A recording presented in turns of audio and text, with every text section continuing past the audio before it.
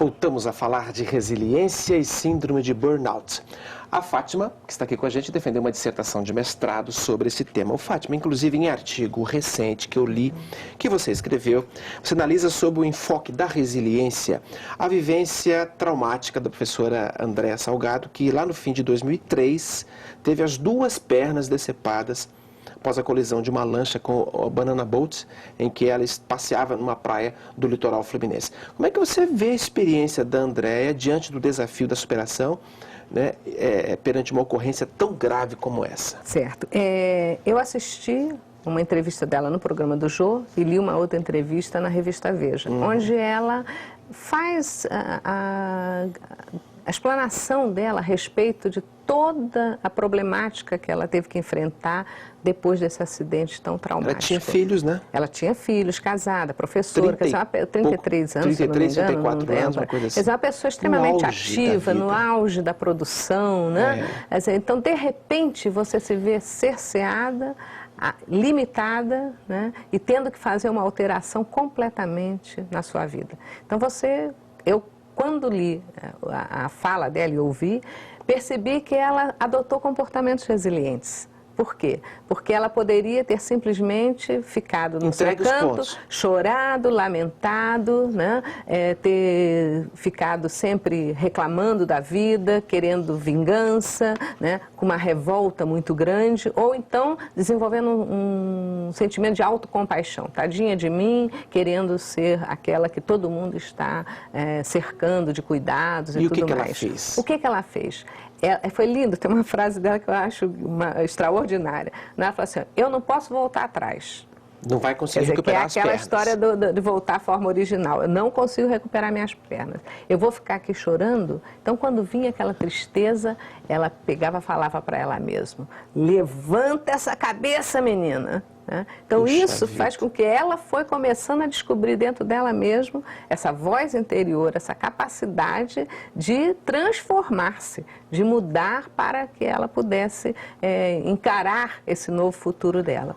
E isso fez que ela sozinha também fica difícil, mas ela teve o quê? Esses fatores de proteção externos dos pais, da família, da comunidade, né? Todo mundo dando esse suporte para ela. Reforço emocional para ela. Exato. Eu costumo mostrar que assim, a vida normalmente, nossa, é uma estrada cheia de buracos, né? Eu digo que a gente está sempre num rally, não é mesmo? Quer dizer, agora, a forma como você vai atravessar esse rally é que vai fazer a diferença, porque todo mundo tem que passar pela dificuldade. Só que você pode tombar ali, pode virar uma perna, pode quebrar um braço, né? E ficar por ali. E ficar por ali, né? Ou então ficar mancando e reclamando, né? Agora, você está morrendo de sede, né? Mas você tem um que oferece água, você tem um que te dá o estímulo, dá o apoio, né? Não, vamos embora, vai em frente. Porque tem um monte de gente torcendo a favor. Tem sempre gente do nosso lado. Se tem gente querendo tirar o tapete, tem muita gente querendo botar a gente para cima. O né? Lars Grael é outro exemplo, sem dúvida. E se você pensar, muita gente lá que está ouvindo a gente também vai se identificar. Puxa, eu sou resiliente e não sabia, né? Pois é, que está encarando a batalha da vida com dignidade, com integridade. Sem dúvida. Ô, Fátima, você trouxe aqui, por exemplo, 10 características, 10 habilidades a serem estimuladas por quem quer realmente ter um comportamento resiliente na vida, um comportamento assertivo na vida.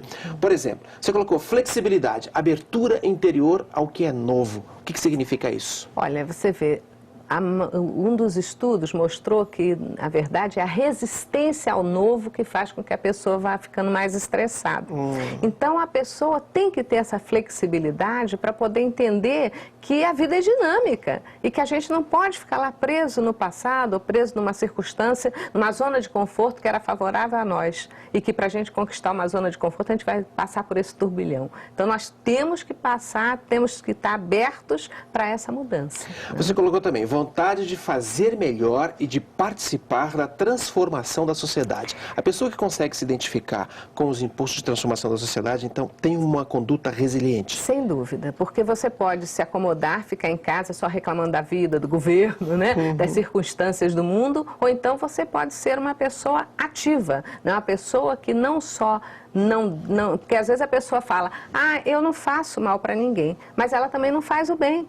né? Então, o importante é que esse ativo que a gente pede que a pessoa seja, que orienta, é no sentido de você não faz mal, mas então comece a fazer o bem também. Então, saia a campo, se engaje num projeto, numa causa, né? Quer dizer, isso faz também com que você saia do olho do furacão. Porque quando você está dentro, né, da síndrome, você está assim, envolvido, está no caos. E se você só ficar olhando para onde você está, você só vê problema. Né? Então, sair um pouco faz com que você consiga enxergar de forma diferente o seu próprio problema. Porque você vai contactar pessoas com outros problemas diferentes, você vai se identificar com outros casos semelhantes. Ou então até descobrir talentos interessantes, porque você colocou aqui, sublimação por meio da arte, do lazer, do humor, da atividade física.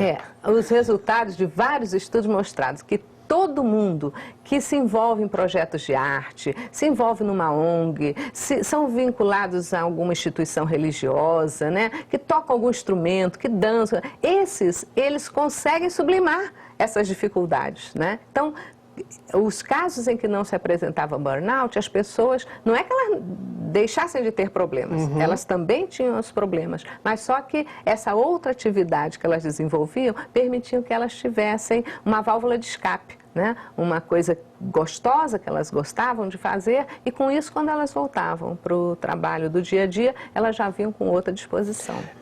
Uma outra citação aqui lembra o caso da professora André, capacidade de reiniciar. Começar do zero. Isso. Não deu certo, mas eu tenho coragem suficiente para reiniciar.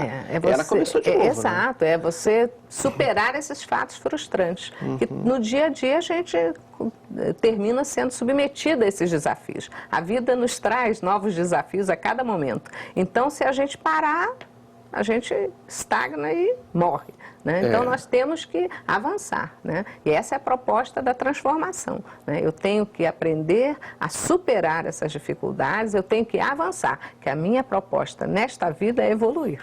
Então, o meu caminho é esse, eu não posso ficar para trás. Eu vou citar somente mais um para que você faça um breve comentário. Tolerância com os limites e características próprias e dos outros. Tolerância. Palavra importante. Essa é uma palavra-chave dentro da resiliência. Você ter tolerância com você mesma, primeiro. Porque quando você é muito exigente também com você mesmo, você não consegue crescer.